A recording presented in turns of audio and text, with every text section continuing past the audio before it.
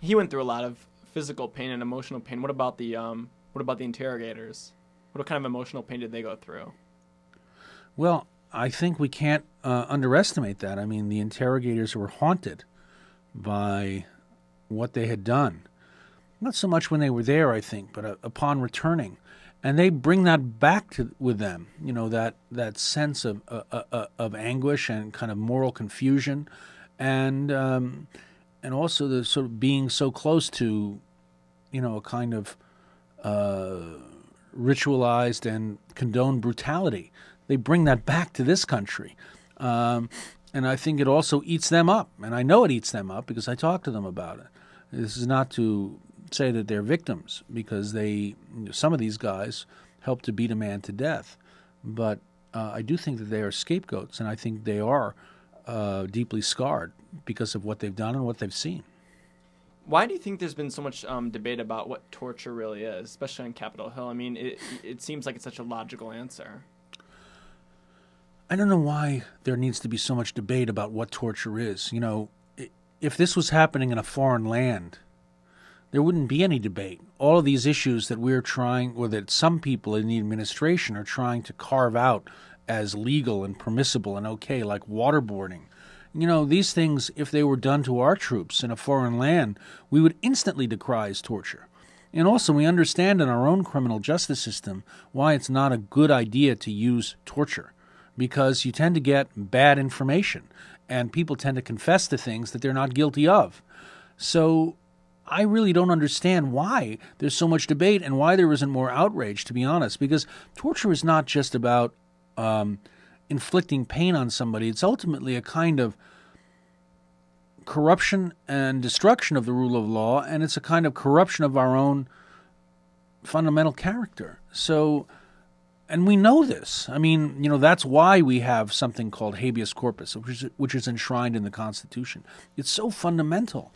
And yet not everybody, but the administration seemed only too happy to throw all that stuff overboard, just in the name of getting tough, when, in my view, it was actually getting weak. Now, in the film, you show some disturbing images, especially of the prisoners held in captivity. I guess during the editing process, was it difficult to kind of distinguish what should or should not have been used? Did you at all feel desensitized after a while to the images? Yeah, I felt tremendously desensitized, and we would often have to bring other people from the cutting room in to show them cuts of certain sections. And sometimes they would just shake their heads, and say, you can't put those images in. I was criticized recently, and I saw in a Canadian newspaper, for showcasing images that were too extreme. I mean, I think, we actually were pretty good about keeping out of the film ones that were so disturbing that they caused people to kind of shut down. So I felt it was important to show some of these images, because if you don't show it, then you're letting the administration off the hook. You're effectively censoring the depravity that they condoned. So I think we had to go there. We had to go over to the dark side, but it was not pleasant. And we did end up becoming haunted and desensitized ourselves. Was there an image that really stuck out in your mind, either one that you kept or didn't keep?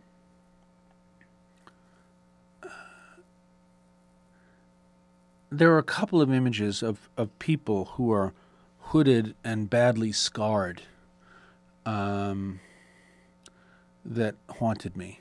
And also one particular image of a man who was we don't know exactly why he was doing it, but who was so terrorized and so much in anguish that he beat his head against the wall, beat his head against the cell. And you can see him crumpled in a pile at the bottom with the bloodstains from his head on the door. And that was, to me, the most haunting image. Some of these people are innocent, though. They're good people. They're good, civilized people. Some of them are innocent and some of them are guilty. But the question we always have to ask is, do we, once we have somebody in our control who's no longer a threat, why do we want to brutalize these people? What does that do to us? Ultimately, it undermines our own